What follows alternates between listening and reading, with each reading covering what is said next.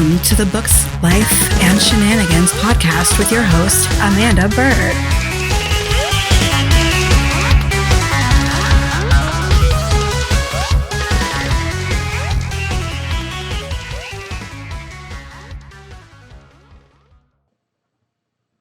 Welcome back to the Books, Life, and Shenanigans podcast. I am your host, Amanda. So today's episode is Exclusivity is Nonsense, in my not so humble opinion, and how to tell if you're in burnout. So I'm going to get right to it. Wide versus exclusive. This is a huge debate in the indie community. Do we want to go wide so that we can be available everywhere? Or do we want to be exclusive to the only Kindle?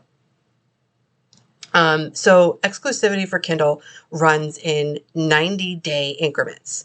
It is a simple little checkbox. Now, that checkbox has been known to recheck itself. So essentially, what you want to do if you're exclusive and you want to go wide is you want to uncheck that checkbox right before your 90-day exclusivity period is up. Because I've had it happen to me when I was exclusive a really long time ago with books that are no longer published. And honestly, marketing is marketing, right? So some people go with exclusive because, exclusive is easier. That's not always going to be the case, especially when you're in a really saturated genre like YA fantasy at all,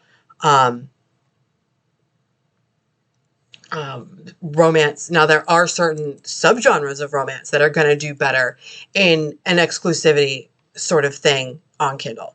And then there's those of us who prefer to be widely available. So not only are we on Kindle, we are on Apple, we're on Barnes & Noble, Kobo, Overdrive, different libraries. A lot of us use aggregators like Draft Digital to get to a lot of these platforms. I personally use Draft Digital to get to a lot of these platforms, libraries. What other platforms do I specifically use Draft Digital for? Barnes & Noble for weird reasons. Also, there's a customer service aspect there, and Barnes & Noble is really slow to get back to people. I had to email them about something with setting up my account initially, and it took 3 weeks for them to respond to me. And it was just a simple question of, hey, I need to do this. Can I do it this, and this? And the answer was no, but it took them 3 weeks to get back to me. It's kind of like dealing with Ingram Spark. Like, I don't even want to talk about them, but they are the world's largest distributor of books. Or maybe it's the US's largest distributor of books. So, yeah, I stick with them for that. I am, hello, visitor child. I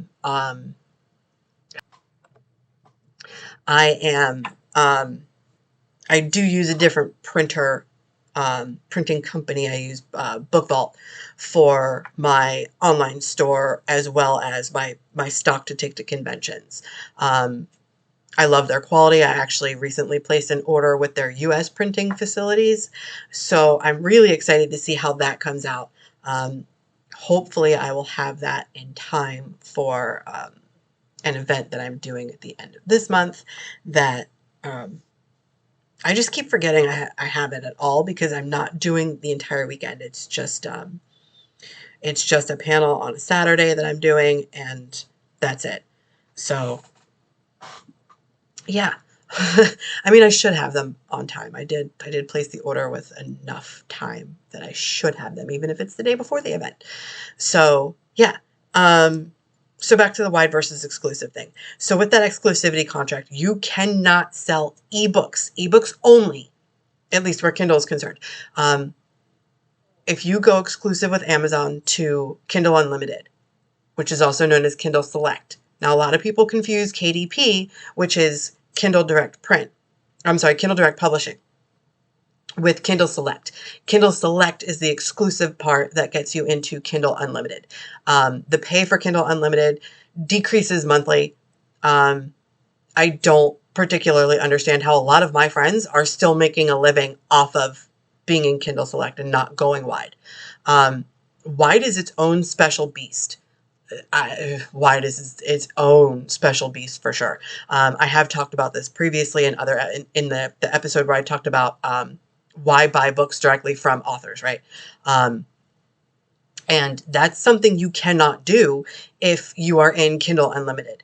Kindle Unlimited used to have a thing where you could give away up to 10% of your ebook for free without violating your exclusivity agreement. I don't know if that's still in place. I don't particularly keep up on that kind of thing anymore because I am not exclusive. I will no longer be exclusive. I don't like the lack of control over my work. It's my work. I'm putting it out there. I want full control over that. And the worst part of this is I still don't have full control over my work when it comes to Amazon. Amazon is the only place. Everywhere else, I can set a limited time sale promotion, right? Like I can drop my book down to 99 cents from $4.99. But even if I email Amazon to price match, they could tell me, and they have, to kick rocks.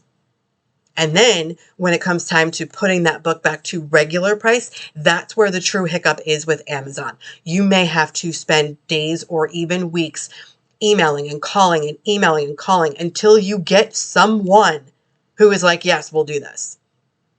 But they always come back to the canned response of, we don't have to. You signed our terms of service. We don't have to. It's our business. We're going to do how we see fit. Okay. Thank you. Appreciate that. By you keeping my price at 99 cents, you're making less money to Amazon. So I don't understand this fucked up logic. I just don't. So, yeah, that's just, that's my take on the whole thing, at least where it comes to price matching.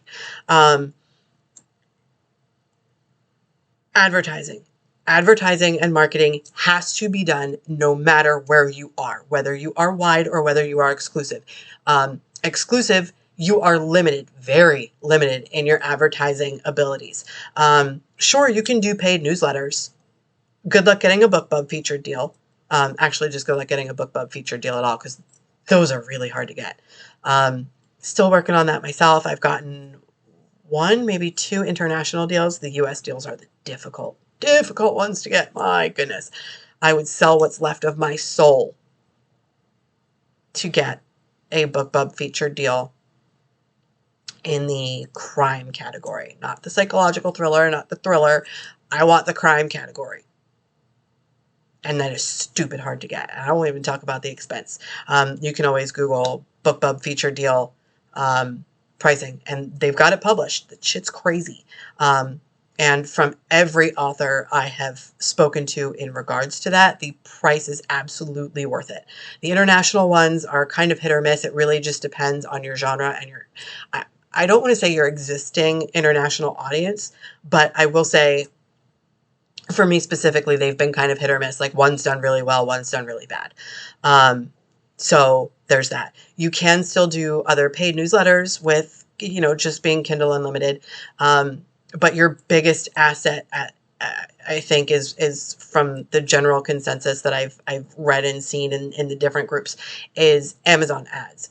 But Amazon ad efficacy is also decreasing unless you are bidding at rates that you're not comfortable building at, especially if you're doing the ads to bring in data to learn, right? So I'm not spending $5 a click. You can kiss my ass.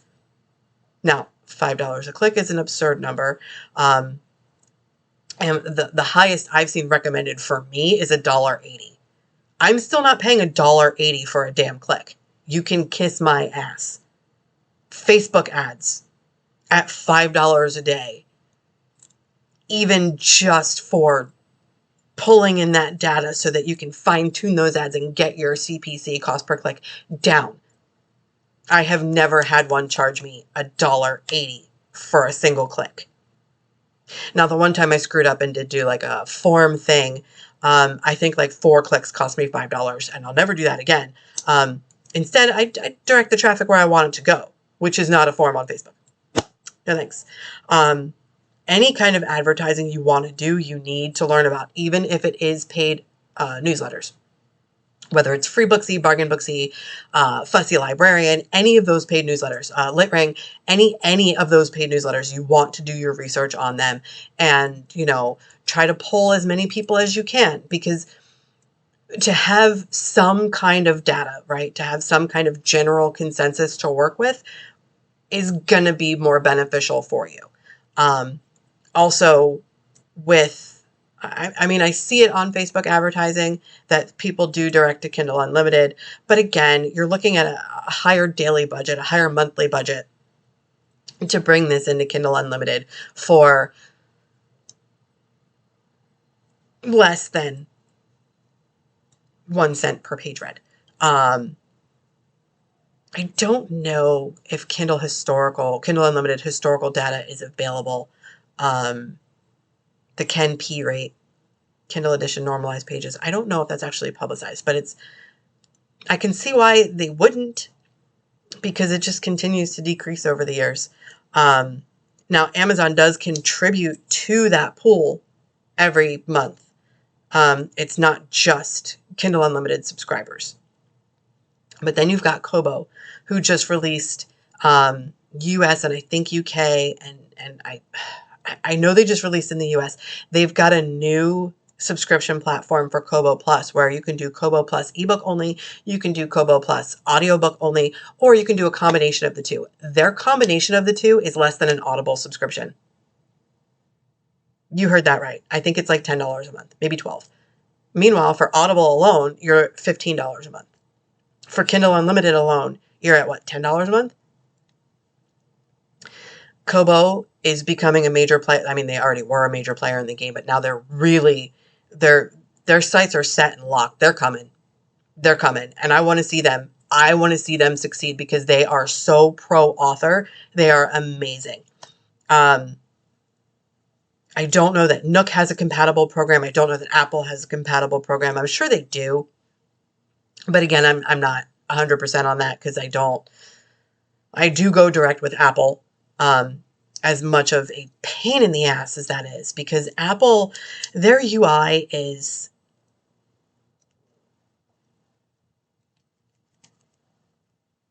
it sucks.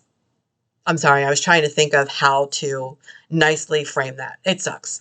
I actually said to their support at one point in time, I said, this is a stupid problem. This is an Amazon problem. Fucking fix it. And the guy on the other end of the phone just kind of started laughing. And maintained, recomposed himself and promised me they'd get it fixed. If I'm not mistaken, it was some weird pricing hiccup that I was having. And I was like, this is dumb. This is an Amazon problem. Fix it.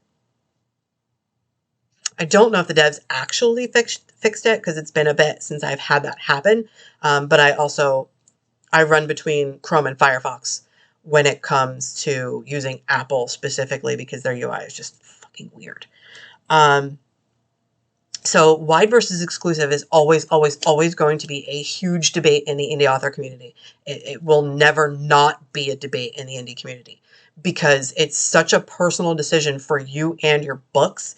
I can sit here and tell you all day long, Kindle Unlimited is not fucking worth it. Go wide. You're still spending the same amount of effort marketing. You're potentially spending the same amount of money or even less marketing. The marketing is the true hurdle, at least for me. It's not writing, it's not editing, it's not publishing, it's not doing formatting. It's none of that. It's absolutely none of that. Hell, it's not even trying to design a cover from scratch as much as Photoshop and I are friends and not friends. I don't do that. I pay people to do that shit for me now. Well, I've been paying people to do that shit for me because I don't have the tolerance for it. I don't have the patience for it. As with anything in publishing, if you want to get an on-genre cover, you want an editor, you want a proofreader. There's certain kind of must-haves for publishing. Yes, there are a lot of readers out there who can look past poor editing or even no editing. Ask me how I know. Uh, they can look past that and continue on with the series. I chose to have books 1 through 3 professionally edited, just to tighten them up as much as could be without rewriting all 3 books. So, yeah, it's a debate that will forever rage. It will never ever stop. I'm not a big fan of putting all of my eggs into one basket. If I've only got 12 eggs, I want all 12 in different baskets. I will not allow myself to be taken completely out of a game unless it's by my own hand. And right now, I mean, it probably is. My books should be making more money. They could be making more money, but I'm not doing enough to advertise them. I'm not doing enough to market them. And that's where I'm at right now. There's reasons I'm not. And, that's just where I am at specifically. But I am a true believer that wide is better. Not just because, with Amazon's bots randomly shutting down people's accounts and having very little to no recourse. No, I'm not going to lose my entire livelihood because of a fucking bot. It's not going to happen. Amazon continues to assure that, your accounts aren't being shut down for no reason. And then you could be in one of the groups that helps authors who are just starting. They're in the research phases. They haven't published anything yet, all the way up to career authors making 6 and 7 figures a year. These groups, you will see, a rash of posts when the bots get weird. Where Amazon, I woke up this morning and my account was shut down. That's another thing. I'm not going to put all of my eggs into that basket because that can happen. Because everything's run by bots there at this point. Maybe not everything, but most of it. So no, I refuse to be snuffed out like that. That's just me. So yeah, that's that. I can't. This is a subject I'm very passionate about. And, I learned my lesson going into, Kindle Select. I did that for quite a few years. I'm good, thanks. I'm real good. I'd rather make more money. I'd rather have more control over my books. If I want to give my book away for free, I can do that. If I want to, and it's not just for a 5-day time frame. I can give my book away for free whenever, however I want to give it away. I can sell it on my own website. I can sell it through different, other retailers. There's so many different things. Now, mind you, this exclusivity is for ebook only. So if you do decide to enroll in Kindle Select, which puts you into Kindle Unlimited, your print books can be available anywhere. Your ebooks cannot. Whatever books are enrolled in Kindle Select cannot be for sale anywhere else, nor can you give it away. And then, of course, with this wide versus exclusive debate, we've also got the debate on first in series free or free first in series, depending on, otherwise known as FFIS or FSIF. I do currently have first in series free. That's a marketing move I decided to make. It's bringing people into my series, and I am down with that. Now, I'm not advertising all of it enough. And again, that's my decision right now because it has to be. Oh wait, it's because I am my own publisher. So of course it's my decision. Oh, that just sounded cocky. Sorry. That wasn't meant to be like a dick move or anything, but so,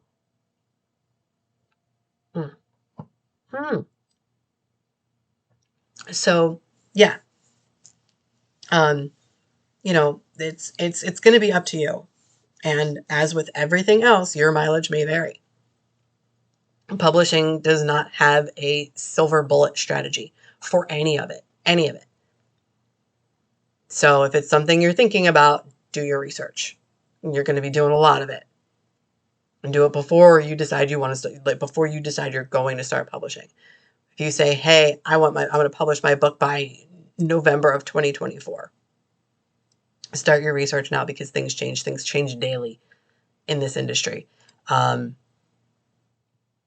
Super fun fact, apparently only like 1%, I think it is. I got to go back to Solari's email.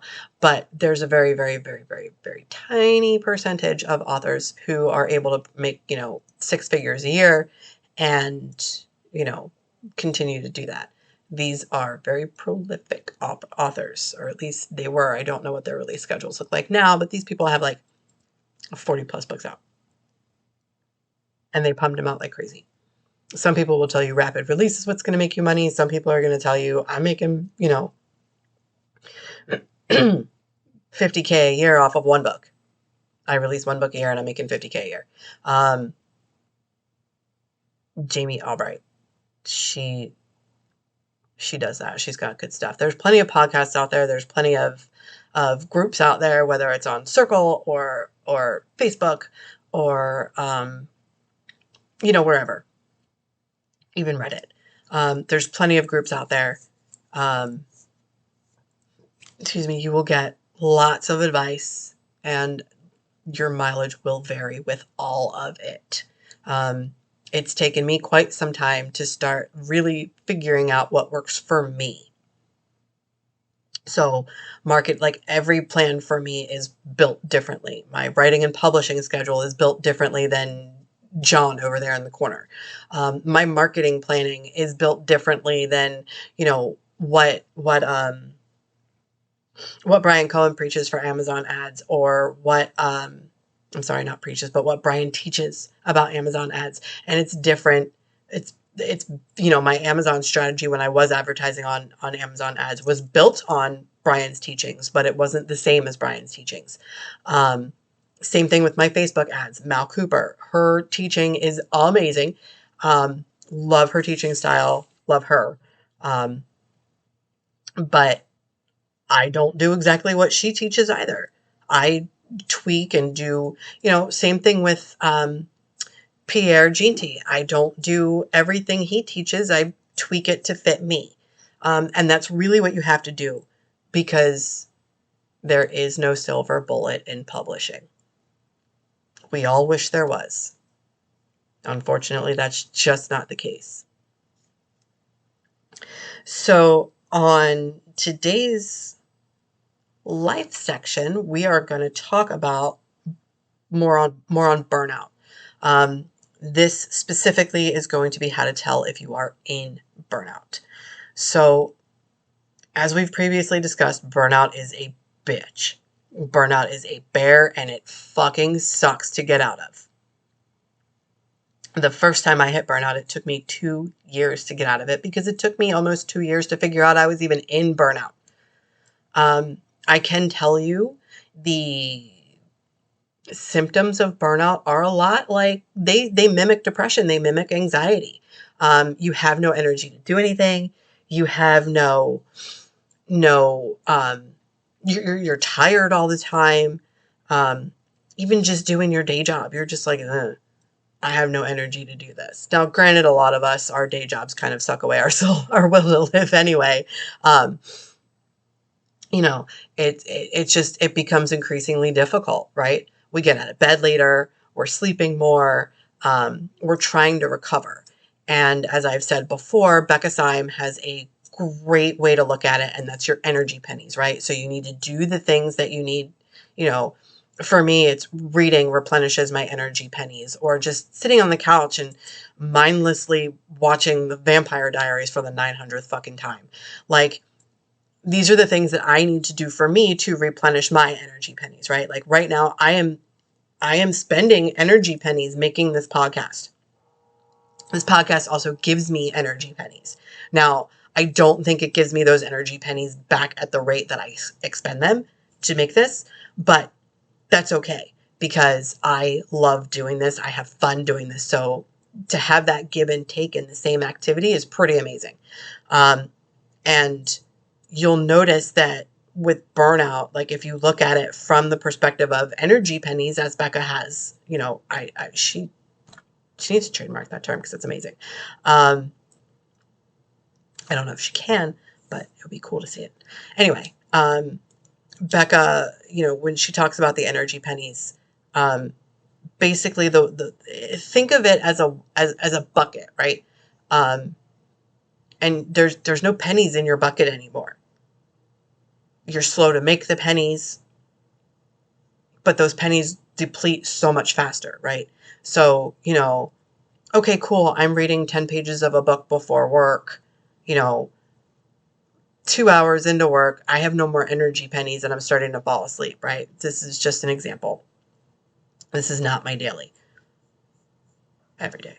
I'm kidding. Not every day. Just, I've been under a lot of stress lately. So, yeah, it's fun.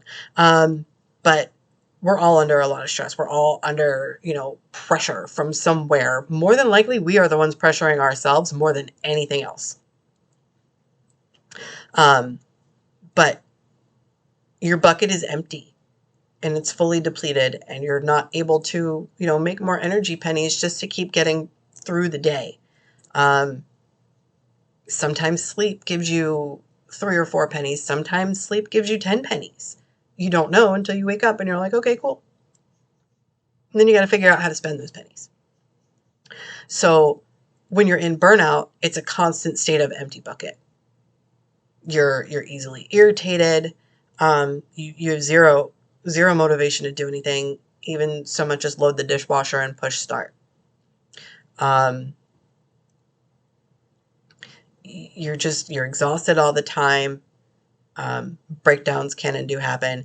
And this is also when we start to put more pressure on ourselves. Like, why am I feeling like this? I shouldn't feel like this. And this goes back to last week's gaslighting yourself episode and blaming yourself. Stop. If you find yourself questioning why I'm feeling like this, I encourage you, get help, whether it's the ear of a trusted friend or a therapist. Therapists are great because they don't know you, so they're an impartial third party. And the really good ones are going to call you out on your shit. They are worth their weight in gold, and there are so many online versions to get therapy now that are ridiculously affordable. All right, maybe not ridiculously affordable, but somewhat affordable. More affordable. And then, we've got a new facility here in Tampa that works with insurance. They work on a sliding scale. You can do in person, you can do Zoom. They don't have a waiting list, and it's great. I don't know that they have particularly what I would need from a therapist, but I did find an online platform that I will start using as soon as my deductible is met in a couple months. Because I want that impartial third party. I want that person who doesn't know me from scratch. I want that person to tell me, stop. You're bullshitting yourself. Knock it off. Or should I start gaslighting myself again? That's one of the worst things you can do to yourself. Even in the case, it is equally as important to not gaslight and blame yourself in the situation of burnout as it is in an abusive situation, right? They're kind of level when it comes to gaslighting yourself and blaming yourself. You need to figure out how to stop that. Sometimes you're going to need a therapist to do that. I know I'm going to. I think I'm going to. But yeah, so back to how to tell when you're in burnout. Like, there are so many different things. I've noticed some writers kind of equate writer's block to being in burnout. Now, writer's block is a thing.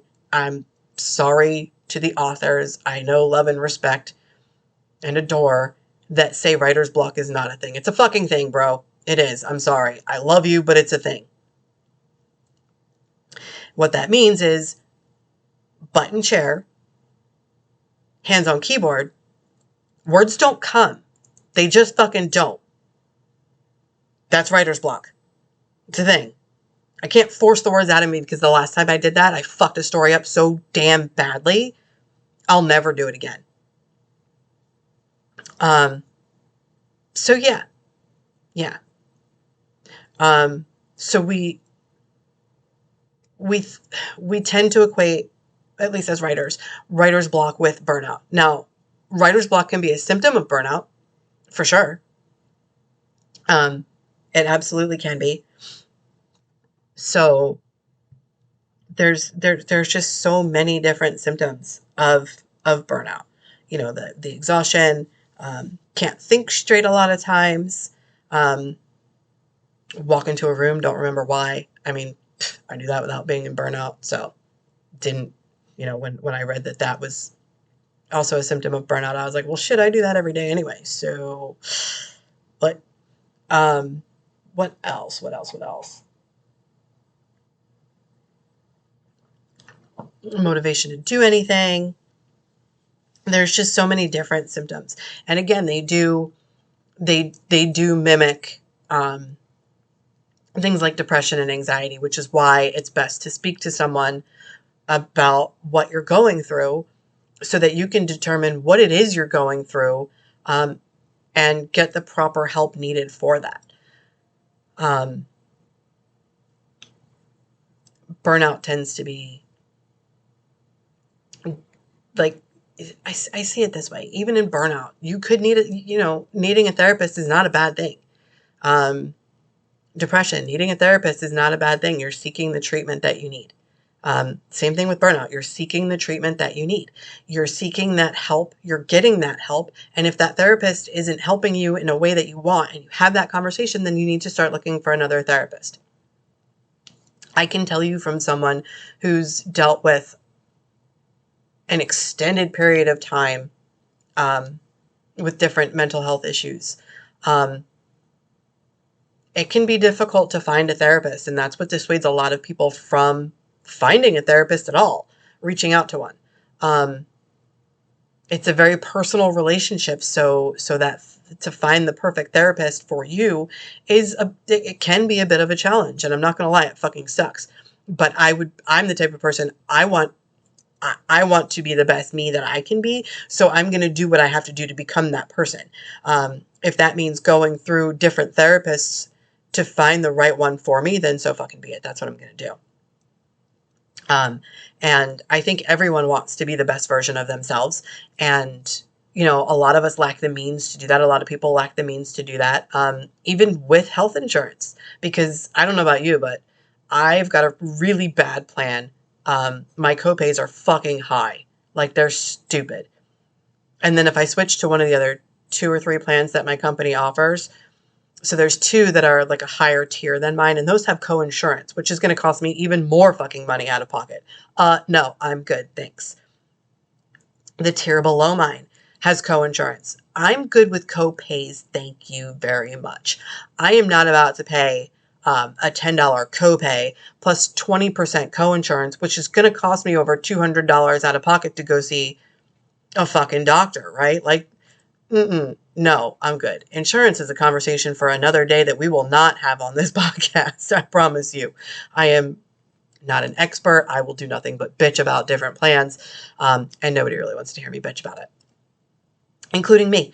So, burnout, when I was in it why the fuck did my screen just shut off?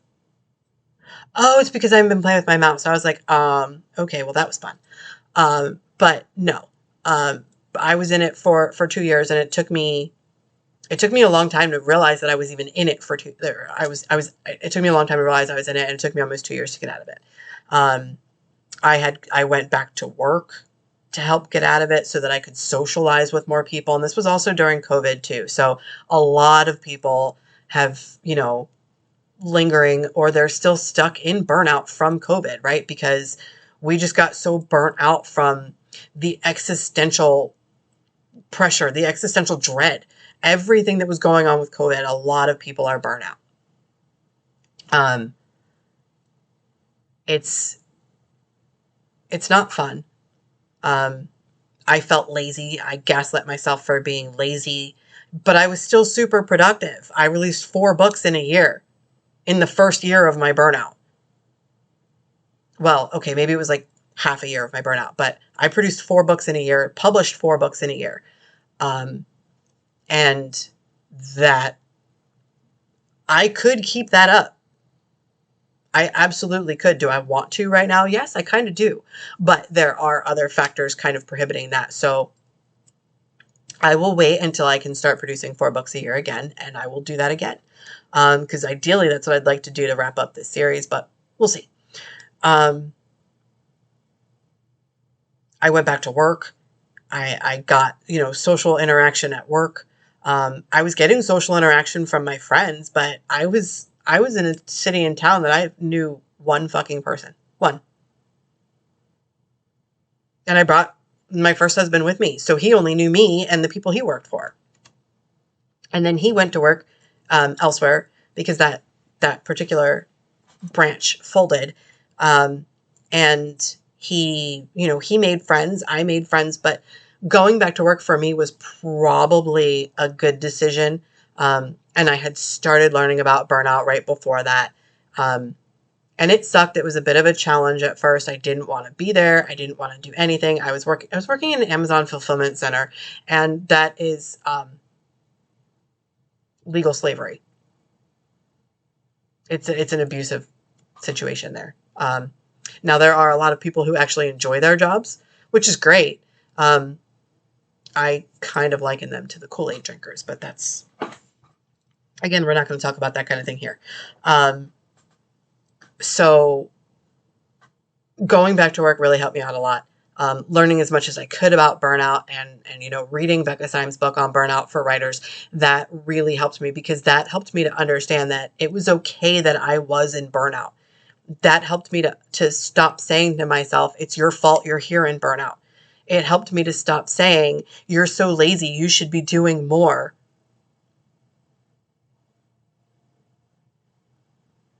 Do you hear the gaslighting? Do you hear the self-blame? So if you're a writer and you think you might be in burnout or approaching burnout, I'm going to tell you, read Becca Syme's Dear Writer, Are You in Burnout? Actually, I'm going to tell you to read all of Becca Syme's Dear Writer books, because they're fucking amazing. And yes, I am Becca fan club. I love her. I think she's great. And I think the work that she's doing with the author community is so invaluable. And I cannot wait until I can become a member of her Patreon, whatever it is, so that I can get individualized coaching. Also going to be taking a couple of her group cohorts classes, same thing. I don't know. But yeah, so it's just, there's so much I have learned about burnout because I'm an author. If I wasn't an author, I don't think I would have learned anything about it. I'd have thought I was in depression and, at the time couldn't afford therapy and couldn't do this and couldn't do that and don't want to go back on meds because fuck meds. But I also don't think I need them at this point. I don't think I'm in a situation, and, my anxiety therapist, even he doesn't think I need to go back on meds. I am just me. And I'm a lot clearer version of me now than I was before, in my first marriage and definitely in my narcissistic marriage. And I'm getting clearer every day. But that's because of the healing that I'm doing. Burnout will make us feel useless. Burnout will make us feel just bad. Just bad. Like it'll make us feel all of the icky. And we don't want to feel icky, right? So we do, maladaptive coping, right? I maladaptively cope sometimes too. One day I'll get away from that. More than likely with help from a therapist, but one day I'll get away from that. But burnout will cause us to gaslight ourselves and blame ourselves. And you can't. Burnout is God, how did she put it? Something about like Timmy down the well, right? From, fuck me, I'm old. You're stuck at the bottom of, a big old drop, and there's a ladder to get out. Some of us move up that ladder slower. So some of us get out of out of that hole slower than others. It's a very individualized process. It's absolutely atrocious on your mental health. But the very first thing you have to do, and it's probably the hardest thing to do, is stop blaming yourself and stop gaslighting yourself. You can get out of burnout. You will get out of burnout. You are not useless. You are not lazy. You just don't feel well in your head. The best way to get out of that is to call in your support system, to call in your team, your help. Even if that means reaching out to a therapist for the first time that you've never met and, hey, I've done my research and I think you might be able to help me with this. This is where I'm at. I think I'm experiencing burnout, blah, blah, blah, blah. You lay it all out for them. They'll tell you if they think they can help you. They'll tell you if they don't. They'll maybe recommend someone. If they don't, ask them if they can. Same thing with your friends and family. Go to someone you know is on your side, is not going to gaslight you, is not going to blame you. Someone with an empathetic, compassionate ear. So, yeah, that's where we are on this week's episode. There is no shenanigans for this week's episode because how could I possibly put that much weight into an episode and then be like, hey, by the way, here's a super fun thing, because honestly, there's really not a super fun thing to do.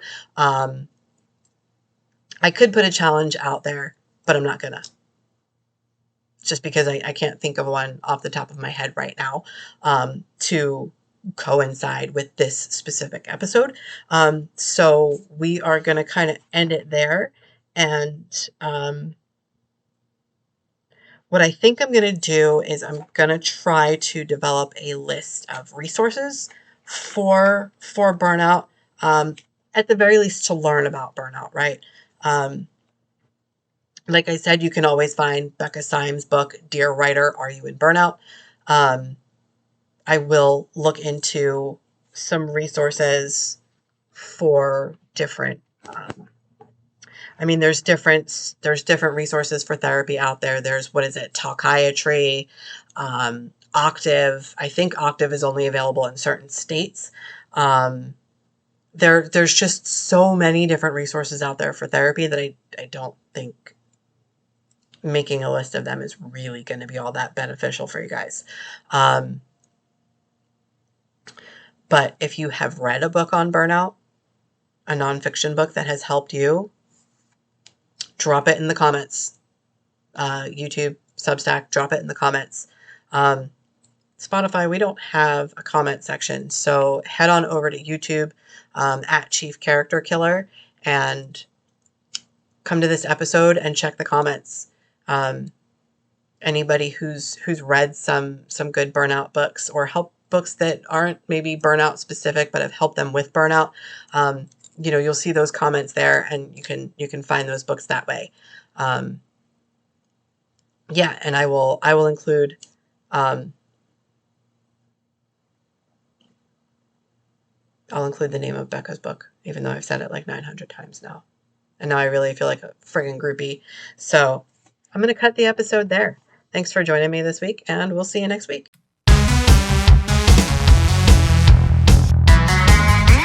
This has been the Books, Life, and Shenanigans podcast with Amanda Bird. Song credit, audionautics.com. Intro action, AUDIONAUTIX.com. And if you'd like to support this podcast, head over to substack.com/@Books, Life, and Shenanigans.